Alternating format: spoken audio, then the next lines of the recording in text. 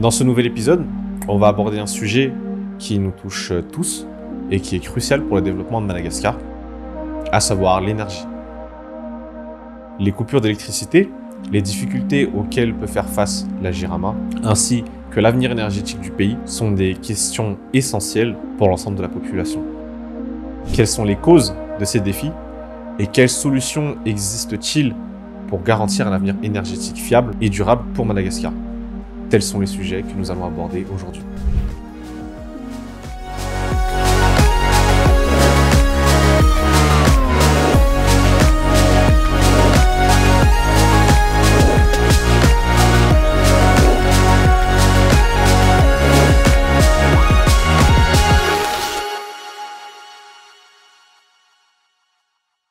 Alors, aujourd'hui, dans le podcast, on va aborder une thématique qui est très importante et qui nous tient tous très à cœur. En fait, c'est l'énergie. Messieurs, bonjour et bienvenue dans le podcast. Peut-être pour commencer, est-ce que vous pourriez vous présenter chacun tour à tour avant qu'on puisse rentrer dans le vif du sujet? Merci beaucoup. Je vais commencer. En tout cas, merci de nous recevoir ici. Moi, je suis Kofi Komina. Je suis spécialiste principal énergie. Donc, je travaille pour la Banque mondiale. Je suis basé ici. Non seulement je couvre Madagascar, mais aussi les Comores. Bonjour à tous, moi c'est Tsiren Detaïn, spécialiste principal d'énergie aussi. Donc, je travaille à la banque basée à Tana. Je travaille aussi sur Madagascar, Comores, et j'appuie aussi les types d'énergie du Congo et Bénin. Alors, la première question, je pense que c'est quelque chose qu'on connaît tous, qu'on a tous vécu, en tout cas ceux qui nous suivent, qui sont en Mada. C'est les coupures d'électricité. C'est un problème qui existe, hein. Je pense on peut difficilement s'en cacher, et notamment à Antananarive, mais pas que. Est-ce que peut-être vous pourrez nous aider à comprendre pourquoi justement les délestages sont aussi fréquents en fait? Ok, merci beaucoup pour la question. Je vais peut-être commencer. On a des délestages actuellement. Mais je pense qu'il faut qu'on différencie aussi en fait les coupures. Parce que les raisons ne sont pas les mêmes. Donc, il y a des coupures en fait qui sont dues notamment par la vétusté en fait des installations, des infrastructures, que ce soit infrastructures de production, infrastructures de transport, infrastructures de distribution d'électricité. Là, c'est une raison. L'autre raison, c'est vraiment les déficits de la production. Quand on parle de déficit de production, par exemple, pour les centrales thermiques, sont dus notamment par les déficits, en fait, en termes de carburant utilisé. Donc, la société nationale est dans l'obligation, en fait, de rationner, en fait, l'énergie pour la distribution. Et pour les hydros aussi, il faut noter aussi que, surtout en phase durant la période d'étiage, on a vraiment un cap en termes d'une voûte d'eau. Donc, les centrales qu'on a, comme par exemple Andekadek, qui alimentent le réseau interconnecté d'Antananarive, par exemple, qui assure vraiment presque plus de la moitié de la capacité de la demande, en fait, d'Antananarive. Donc, s'il y a un déficit, en fait, du côté indépendant, donc, certainement, on a vraiment un manque d'énergie. Donc, la société est dans l'obligation, effectivement, de rationner aussi, en fait, la distribution. Côté, pour aller vraiment dans les ménages. Mais, il y a plusieurs raisons qui sont vraiment des raisons profondes. Je pense qu'on peut encore anticiper sur ce point-là. Mais, un des points qu'on peut aussi mentionner, c'est de démonstration, en fait.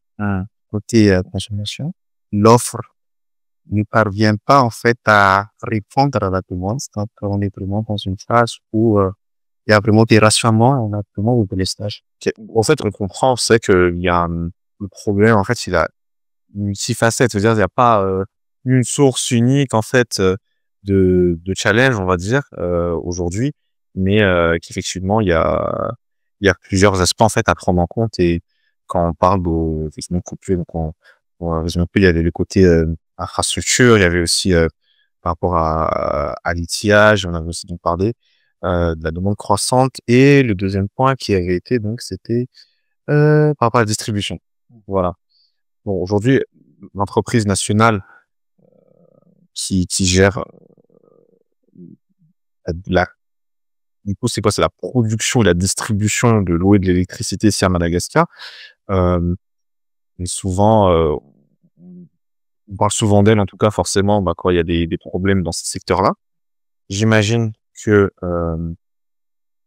les challenges à surmonter, il n'y en a pas qu'un seul. Et je pense qu'il y a des causes aussi qui sont assez profondes à la situation actuelle. Est-ce que peut-être on peut en parler un petit peu justement de ces difficultés profondes?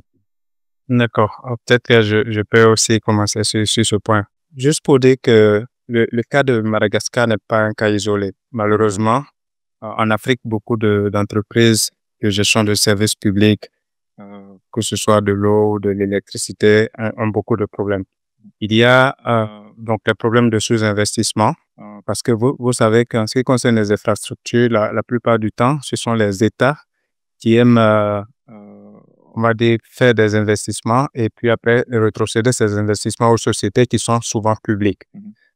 Donc, l'État est obligé de s'endetter auprès des bailleurs et même souvent utilise le secteur privé pour construire des infrastructures et les mettre à la disposition donc des sociétés pour pouvoir faire l'exploitation.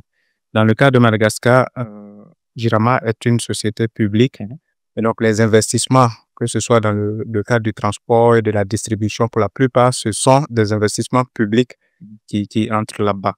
Au niveau de la production, il y a quand même une ouverture où on permet à des producteurs indépendants d'électricité de produire et de vendre à la Jirama l'électricité. Mais pour que ces producteurs soient à l'aise et produisent un peu plus, il faut que déjà le peu qu'ils produisent là, qu'ils soient payés. Malheureusement, Jirama a un problème qui est foncièrement vital, c'est le problème de viabilité financière. Jirama n'arrive pas à collecter suffisamment d'argent pour faire face à toutes ces dépenses. Donc aujourd'hui, le peu qu'il collecte, il n'arrive pas à payer ou elle n'arrive pas à payer les producteurs d'électricité. Donc du coup, le déficit d'électricité va forcément se poser. Si on ajoute à cela le fait que non seulement on n'a pas beaucoup d'électricité qui est disponible pour pouvoir alimenter tous les besoins croissants à chaque fois de la population, et si on ajoute ça, le fait que le peu qui est produit n'arrive même pas à être payé, il va sans dire que personne ne va vouloir investir à nouveau pour augmenter la production au fur et à mesure que nous allons devant. Donc, il y a ce problème de viabilité financière de Jirama qui est un problème crucial parce que Jirama est une entité à qui on rend des prestations venant de l'extérieur en termes de production d'électricité, mais aussi d'autres services. Mais si la Jirama n'arrive pas à payer ces gens parce qu'elle n'est pas financièrement viable, ça plombe donc tout le secteur. Donc ça, c'est un problème crucial. Je pense que l'État a déjà compris ça depuis longtemps, comme dans les autres pays d'ailleurs, et des réformes profondes ont besoin d'être faites pour pouvoir solutionner ce problème-là. Comme je l'ai dit aussi, les investissements en termes d'infrastructures, de distribution, de transport, ce sont des investissements publics qui sont à fort potentiel de ressources. Donc, il faut mobiliser beaucoup de financement pour pouvoir faire les lignes. Ça nécessite aussi beaucoup de temps de mise en œuvre pour réaliser ces installations. Donc, aujourd'hui, on a le besoin, mais le temps d'avoir les ressources et de les déployer, on a encore des besoins beaucoup plus grands qui arrivent et qui n'arrivent pas donc à être assouvis avec les ressources et les projets que nous sommes en train d'appuyer le gouvernement pour la réalisation. Voilà, c'est quelques éléments comme ça qu'on peut mentionner. Donc, il y a les aspects techniques, mais il y a les aspects financiers et d'autres aspects, on va dire, en termes de gestion et de management de la société elle-même. D'accord, ok. Alors, la Banque mondiale soutient depuis des années le secteur énergétique ici à Madagascar. Ma question serait la suivante. Déjà, peut-être, est-ce que vous pourrez nous dire effectivement quelles sont les initiatives qui ont été faites et qui sont en cours justement dans ce domaine-là? Bon, ça permettra à l'audience de peut-être justement de comprendre aujourd'hui spécifiquement sur comment la banque appuie le pays. Et aussi peut-être justement de nous dire est-ce que vous voyez qu'il y a quand même du coup une progression, qu'on peut rester optimiste face à la situation, malgré le fait que, en fait, comme il a dit tout à l'heure, on veut mettre en place des projets d'envergure. Les phases de déploiement sont vraiment ce qu'on peut penser. Ça prend pas 3 jours pour développer tout ça, hein, pour mettre en place tout ça. Voilà, est-ce qu'on peut en discuter un petit peu?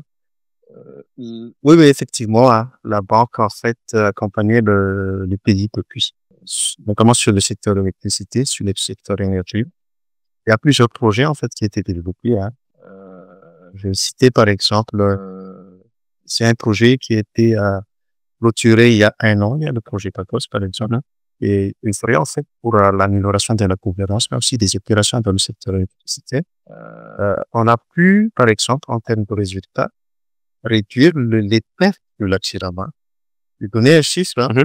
Initialement, avant le projet, on avait des pertes de 35%. Et après le projet, avec les interventions de renforcement des réseaux, les distributions, les transports, il y a aussi les activités sur les protections de revenus au niveau de l'Axirama. Donc, on a pu réduire les pertes à 50% à la tête de le projet. On parle de perte la financière ou de perte en termes de production? Perte production. Ok. Perte de production et ce qui est vraiment facturé et payé par le client. On a pu réduire ça. Donc, c'est quand même un gain significatif pour la GLMA. Et à travers le projet LEAD et d'ici qu'on a actuellement, on continue puisque, en fait, comme tu disais, comme on a tout à l'heure, Madagascar a vraiment des spécificités aussi, en fait, en termes d'électricité, notamment en termes d'accès. Parce que, pour être franc, on peut pas connecter tout le territoire avec les réseaux de la Chirama. Donc, on a besoin, oui, de la Chirama, mais il y a, en fait, des limites et à partir de ça, on devrait avancer avec les réseaux. On devrait aussi avancer avec les kits solaires, en fait, vraiment dans les zones reculées et pour pouvoir aussi toucher, en fait, les ménages vraiment vulnérables. Donc, le projet LEAD et Dessine intervient dans ce sens pour appuyer, en fait, sur plusieurs réformes et actions nécessaires pour le secteur de l'électricité. Donc, on parle, par exemple, d'amélioration de la performance opérationnelle, en fait, par exemple, de la GRMA. Il y a plusieurs interventions qu'on finance actuellement, par exemple, sur de réhabilitation des camps hydro, comme des cadets, renforcement des sous-stations, en fait, pour assurer la distribution de l'électricité. Il y a aussi des hybridations, puisque il faut qu'on passe aussi en avance avec la transition énergétique pour passer des énergies renouvelables. Là, c'est ça. L'autre point aussi, notre réforme majeure qu'on a pris, c'était, comme je disais tout à l'heure, c'est la transition énergétique, pour assurer vraiment que on a vraiment un mix qui est vraiment basé sur les renouvelables. Là, donc, on appuie vraiment aussi sur ce passage, sur cet avancement dans la transition énergétique, dans tout ce qui est hybridation, appui sur l'ajout des capacités solaires, mais on appuie aussi donc sur la préparation des ponts hydro. Et après, il y a aussi plusieurs réformes, en fait, qu'on appuie, on a mentionné le communal tout à l'heure, quand il y a, par exemple, on appuie sur les réformes de la gouvernance du secteur. Donc, il y a aussi des appuis sur les réformes tarifaires, par exemple. Comme vous savez, peut-être, il y a quelques années, on a avancé avec les Optima. En fait, ce sont vraiment des fruits des analyses qui ont été menées avec le gouvernement pour optimiser vraiment la structure tarifaire du pays. On a fini la première phase, en fait. C'est pour ça que ça a été appelé Optima. En fait, c'est une optimisation d'abord. Et après, on devrait avancer avec tout ce qui est indexation et ajustement tarifaire après. Mais tout ça, ça va être accompagné, en fait, par des mesures pour ne pas vraiment que ça a vraiment des impacts négatifs, en fait, sur la population. Donc, on est vraiment dans cette phase de réflexion actuellement. Et après, hein, c'est tout ce qui est aussi gestion, en fait, des contrats actuels, en fait. Comme vous savez, le mix énergétique de Madagascar, là, actuellement, a une forte proportion, en fait, de thermique. Donc, il y a vraiment à faire par rapport à ça. Et pouvoir vraiment ajouter un peu plus de renouvelables, mais aussi donc d'avancer, en fait, avec ces contrats actuels. Ne pas rester sur les thermiques, mais vraiment de t'ajouter un peu plus de renouvelable. C'est ça qu'on appelle l'agriculture, en fait. Oui, je voudrais juste insister sur un point que tu as mentionné, c'est vraiment l'aspect réforme, accompagnement du gouvernement et du secteur privé dans le développement de tout ce qui est énergie renouvelable. On l'a déjà dit, aujourd'hui, même si la Jirama a toutes les centrales thermiques du monde, ces centrales thermiques vont fonctionner avec le carburant. Malheureusement, la Jirama n'a pas suffisamment de ressources pour acheter le carburant. Donc, les centrales peuvent exister, mais elles ne vont pas tourner pour produire l'électricité dont les populations ont besoin. Donc, l'idée, c'est vraiment d'accompagner le gouvernement à intégrer le secteur privé dans ses plans pour que le secteur privé puisse venir mettre en œuvre donc des projets renouvelables, solaires et autres. On sait que les hydros, ça va venir peut-être dès 2030-2031, mais en attendant, on peut faire des centrales solaires à travers le secteur privé. Vous avez vu sûrement dans la presse que des conventions ou des contrats ont été signés avec certains acteurs, d'autres vont être signés aussi. Il faut encourager le gouvernement à créer les conditions pour pouvoir mettre en œuvre ces contrats qui ont été signés pour que au moins on ait de la production renouvelable. Comme ça, si demain il y a la sécheresse et que les centrales hydro ne peuvent pas produire, au moins on aura le soleil qui peut pallier un tant soit peu dans la mesure du possible. On sait que le soleil n'est pas permanent, donc il y a une sorte de variabilité dans la production, mais au moins on peut assurer une certaine proportion sur le déficit que pourrait causer la sécheresse, par exemple. Voilà, donc je voulais insister dessus pour et nous accompagner le gouvernement dans ces réformes-là pour pouvoir faire appel au secteur privé. Ouais, ça montre toute l'importance aussi comme on le disait tout à l'heure, de ce mix énergétique. C'est que quand il y en a un qui est peut-être en deçà de ses capacités de production, l'autre pour prendre le relais, et après, voilà.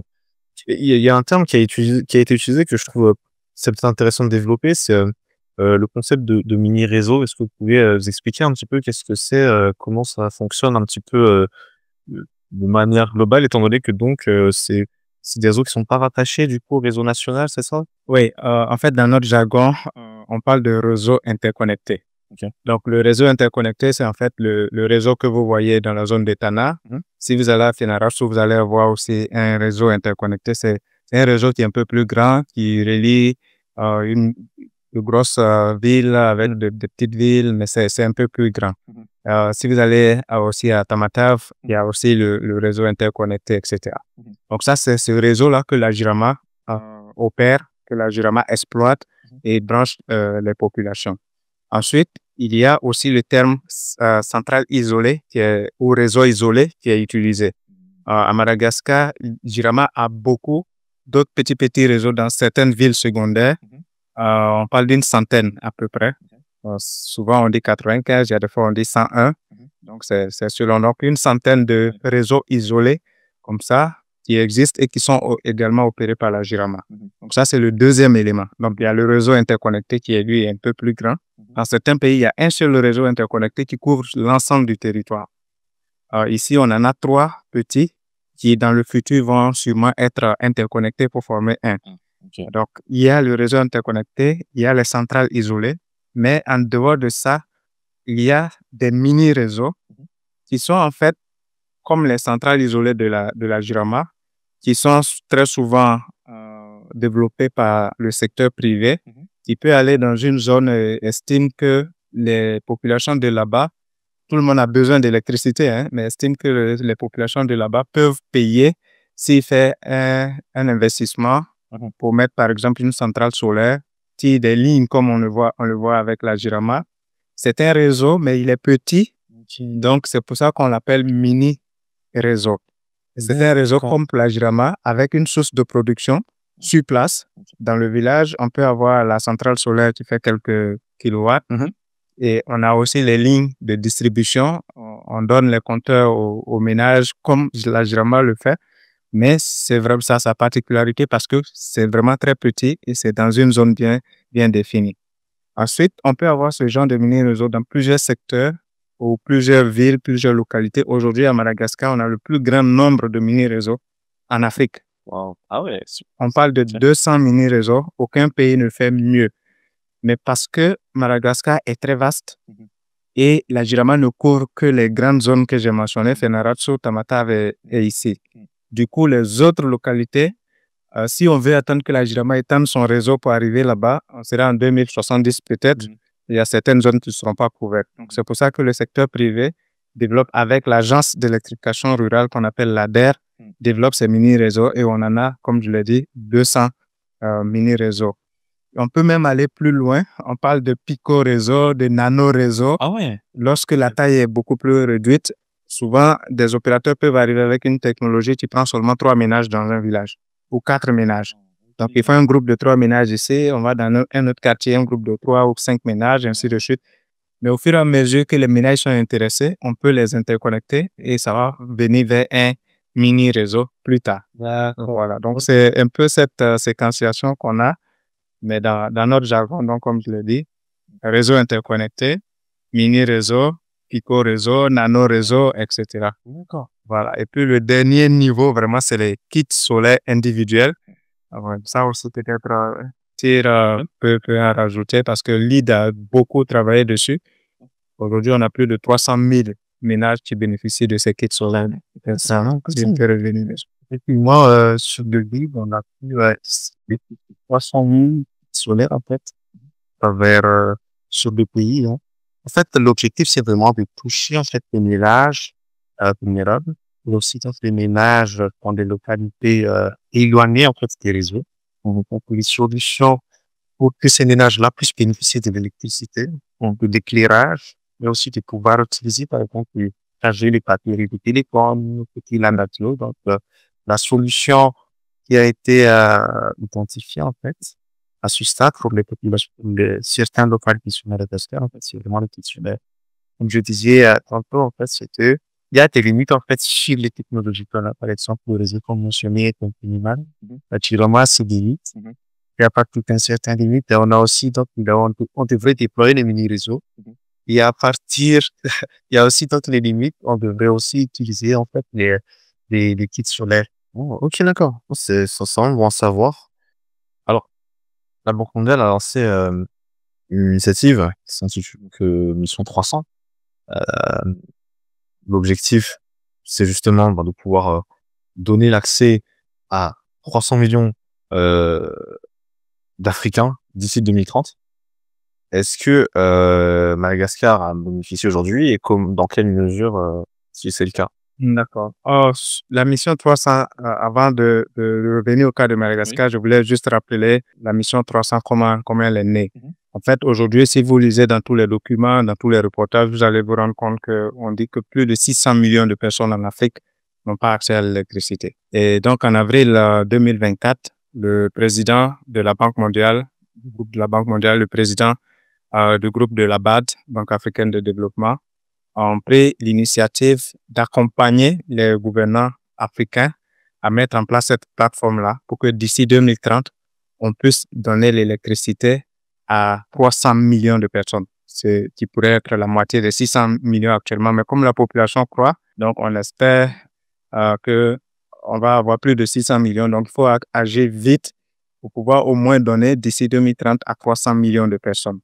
Donc, c'est une initiative non seulement qui consiste à faire des financements, mais aussi à faire des réformes pour pouvoir attirer ce qu'on peut attirer, notamment le secteur privé et autres, pour investir dans les différents pays africains et leur permettre donc d'accélérer l'accès à l'électricité pour les populations. Donc, c'est une initiative qui a 5 piliers. Le premier pilier, c'est vraiment de développer tout ce qui est lié au réseau, donc développement des énergies renouvelables, on en a parlé, le solaire, l'hydro, etc. Construire aussi les lignes de transport que la Jirama a actuellement avec les longs pylônes. On parle des lignes haute tension généralement, dans le jargon populaire. Il faut construire des lignes de distribution, tout ce qui est vétuste, il faut les remplacer pour que le peu de personnes qui auront l'électricité aient une électricité fiable. Donc ça, c'est le premier pilier de l'initiative. Le deuxième pilier de l'initiative, c'est vraiment pour des pays qui ne sont pas îlotés comme Madagascar. Madagascar est une île, mais pour les pays qui sont dans le continent, il faut aussi traiter avec les pays voisins. Il y a certains pays qui peuvent ne pas avoir de la production, mais à côté, le pays voisin a plus de production, donc ils peuvent faire l'intégration régionale pour qu'il y ait ces échanges d'énergie là entre les différents pays. très rapidement, je sais par exemple qu'en Afrique de l'Ouest, pratiquement 15 pays sont interconnectés. Donc, un pays ici peut prendre de l'électricité supplémentaire avec un pays qui se retrouve derrière 3 autres pays parce que tout le réseau est interconnecté. Donc, il y a un marché qui permet de faire l'intégration régionale en matière d'électricité. Donc, ça, c'est le deuxième pilier. Malheureusement, Madagascar est un peu loin parce qu'on est sur une île, mais c'est quelque chose avec les technologies qui évoluent. Peut-être demain, Madagascar peut prendre de l'électricité au Mozambique ou peut envoyer de l'électricité au Mozambique, en Afrique du Sud, etc. Le troisième pilier, c'est vraiment tout ce qui est en dehors du réseau. Donc, les mini-réseaux, les kits solaires, tout ce qu'on a décrit comme technologie, nano, etc. C'est vraiment le troisième pilier. Comment faire pour qu'il y ait beaucoup plus de mini-réseaux dans les pays, beaucoup plus de kits solaires pour servir les populations qui ne peuvent pas être connectées ici, par exemple, par la Jirama.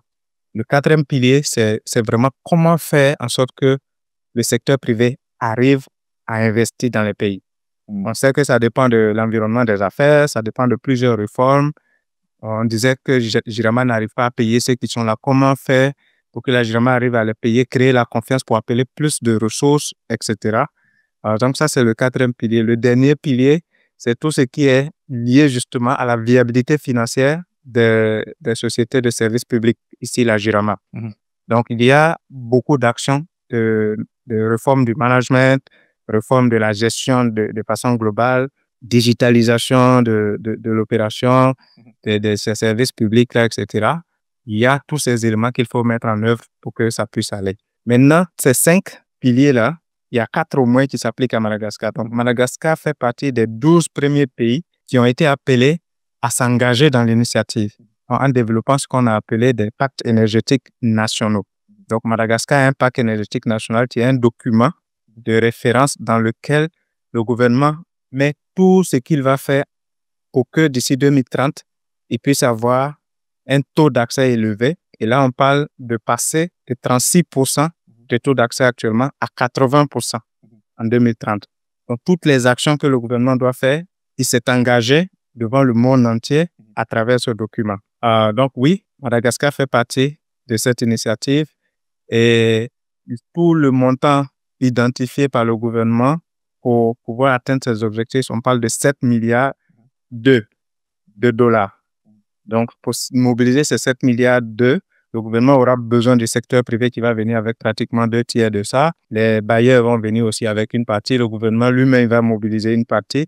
Et ensemble, si on a le financement, on a la volonté et on se met au travail avec les populations, normalement, on devrait atteindre les objectifs que le gouvernement s'est fixés. Donc, l'initiative est une initiative continentale et Madagascar fait partie des premiers élus de cette initiative.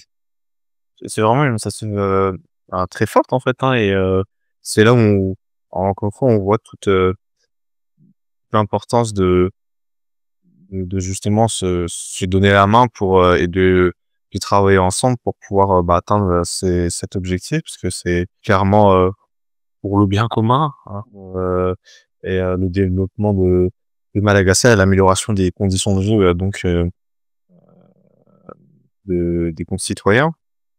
Je vais poser une dernière question, et là, peut-être que la réponse s'adressera plus, on va dire, à un public jeune. En fait, c'est qu'aujourd'hui, on voit qu'il y a des challenges, mais que donc, qui représentent aussi du coup des opportunités. Est-ce que, justement, peut-être, avec la connaissance que vous avez du secteur et du terrain, est-ce que peut-être vous pourrez partager à ces jeunes-là des potentielles opportunités à exploiter, justement? Bon, comme disait, si on parle du taux d'accès des Madagascar, on est à 36% actuellement. Qu'est-ce que ça veut dire? Ça veut dire qu'il y a beaucoup à faire, en fait, sur le secteur électricité en Madagascar. Qui est intéressant avec ça, en fait, c'est que il faut se dire ça, en fait, en termes d'opportunités, exactement. Et justement, on a, par exemple, à travers le projet, par exemple, sur le projet de SIM, il y a en fait un fonds qui a été créé. C'est un fonds, ça a été aussi, on a déjà ça aussi, par exemple, à travers le projet LIM, à travers le projet de SIM, en fait, un fonds qui gère, en fait, un fonds qui est géré, en fait, pour appuyer, en fait, le secteur privé, aussi donc les distributeurs, les promoteurs de projets, hors réseau. Que ce soit les kits solaires, Il y a aussi donc les mini-réseaux qu'on a mentionné tout à l'heure. Donc, l'objectif du fonds, en fait, c'est vraiment de d'appuyer les locaux déjà, mais aussi d'attirer aussi donc les investisseurs venant de l'extérieur et de donner un peu plus de flexibilité en fait sur les outils afin que chaque opérateur, en fonction des projets, des tailles des projets, en fonction des objectifs, puisse bénéficier en fait d'appui des projets. Donc, il y a des opportunités comme ça. Et il faut aussi mentionner que l'énergie, hein, la technologie aussi, en fait, ça évolue. Donc, nous on encourage vraiment les jeunes, vraiment à s'intéresser en fait sur le secteur, que ce soit à partir des recherches, par exemple, parce que Madagascar a ses spécificités.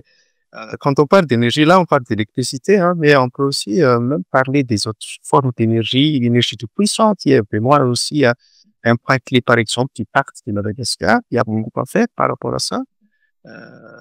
Il y a les recherches, mais il y a aussi pourquoi créer vraiment des initiatives pour appuyer la population, puisque les besoins, les demandes sont énormes. Les besoins sont énormes en fait en termes de si on parle vraiment d'énergie à Madagascar. Et il y a beaucoup, c'est pas seulement, il faut aussi rappeler que c'est pas seulement la banque en fait qui appuie le secteur énergie. Il y a plusieurs bailleurs qui sont là, qui œuvrent, qui proposent des initiatives, proposent des appuis, surtout au secteur privé et surtout aussi aux startups. Ça dépend un peu du format des appuis, mais je pense que le secteur a besoin vraiment, a besoin des jeunes, a besoin de nouvelles initiatives, a besoin de volonté et a besoin aussi oui, des ressources, que ce soit financières, mais aussi en termes de ressources humaines aussi, en fait, pour le secteur. Tout ça, donc, je pense il y a pas mal déjà d'initiatives, hein. Il y a des appuis, par exemple, pour appuyer, par exemple, les universités. Et, il y a des créations de nouvelles filières, par exemple, au niveau des universités, par exemple, à Votvor, et je pense aussi à l'UST, à l'université d'Antananarivo. Je pense que ça crée, en fait, vraiment le renforcement de la capacité, en fait, des jeunes Malagasy, en fait, pour le domaine, puisque pour être franc, il y a quelques années, hein, on sentait que l'effectif, en fait, en termes de techniciens, en fait, sur le secteur énergie, a été assez limité, en fait. Parce que le secteur a quand même besoin je parlais tout à l'heure, par exemple, de technologie de techniciens, mais on a besoin aussi de planificateurs, par exemple. On parle aussi vraiment de distributeurs, vraiment supérieurs, et on parle de développeurs d'infrastructures et tout ça. Donc, il y a quand même assez de métiers, en fait, qui sont dans le secteur. Que le pays a vraiment besoin. Le pays a vraiment besoin. Et nous, on a vraiment confiance, en fait, au talent des jeunes Malagasy, dans ce sens. On essaie vraiment d'adapter dans ce sens. On a quelques appuis assez spécifiques, en fait, pour recruter, par exemple, les jeunes stagiaires dans le cadre des projets. On a renforcé aussi, par exemple, les organismes attachés avec des jeunes stagiaires aussi, en fait, pour essayer d'avoir un peu plus, en fait, d'acteurs dans le secteur. Peut-être je peux juste insister sur un point. Tu l'as mentionné, il y a beaucoup d'acteurs qui ont beaucoup d'initiatives dans le secteur de l'énergie. Et si on s'en tient seulement même au financement que la Banque mondiale apporte, par exemple, au gouvernement pour l'aider à avancer, tous les financements nécessitent donc le déploiement de certains travaux. Et ces travaux-là, on sait très bien que c'est la main-d'œuvre dont on aura besoin pour exécuter ces travaux. Même s'il y a des entreprises internationales qui gagnent des marchés, elles viennent toujours travailler avec le personnel ici dans le pays. Donc, et je n'ai rien contre les anciens, mais les gens d'un certain âge sont en train d'être sortis du système. Donc, on a besoin que la jeunesse vienne les remplacer, que ce soit sur des travaux liés à la Jirama et autres, mais aussi dans le développement de systèmes décentralisés. Aujourd'hui, si vous allez dans une entreprise qui distribue des kits solaires, on a besoin des gens qui sont capables de pouvoir sillonner l'ensemble du territoire pour pouvoir proposer les produits au ménage, dans des zones, etc. C'est vraiment des jeunes dynamiques dont on a besoin. On voit que certaines sociétés ont beaucoup de jeunes qu'elles recrutent pour pouvoir faire ces activités. Nous, on est vraiment tout simplement fiers de cette jeunesse qui est active et qui n'est pas oisive, qui cherche. Et aussi, on voit qu'il y a souvent des startups, donc des entreprises qui naissent pour faire de l'innovation et autres. Et dans nos projets, on a aussi ce genre de fenêtres. Tout à l'heure, il mentionnait le fond. Il y a une fenêtre innovation dans le fond du projet DECIM. Donc, il va être disponible pour toutes les personnes, que ce soit physiques ou morales, qui ont des innovations en termes d'accès à l'électricité. Ce sont des choses qui peuvent être appuyées dans une certaine mesure pour pouvoir avancer. On compte vraiment sur la jeunesse pour faire exploser son talent. Dans nos pays africains, on voit beaucoup d'étudiants, beaucoup de jeunes formés dans les écoles professionnelles et autres qui souvent sont là sans boulot. Donc, on encourage ces jeunes à vraiment s'investir. Même si c'est des stages qui ne sont même pas payants, il faut aller pour avoir la technicité parce que demain va être un jour meilleur. Voilà, c'est vraiment sur ces mots que je voudrais encourager la jeunesse à vraiment prendre la pleine mesure des attentes vis-à-vis d'elle pour que Madagascar puisse aller de l'avant avec eux. Écoutez, monsieur, vraiment, merci pour cet échange, pour ce partage. Il y a beaucoup de choses à retenir, mais je pense qu'il y a un des points importants, un des points clés, en fait, c'est qu'aujourd'hui, on est conscient des challenges qui existent, mais il y a des solutions, des initiatives qui sont mises en place, et c'est avec la bonne volonté et avec l'implication en fait de tout le monde qu'on arrivera à relever les défis qui nous attendent. Donc voilà, donnons-nous la main et puis donnons le meilleur de nous-mêmes dans ce sens-là. Donc messieurs, encore merci pour votre venue dans le podcast, pour ce partage, et on se dit à très bientôt. Merci.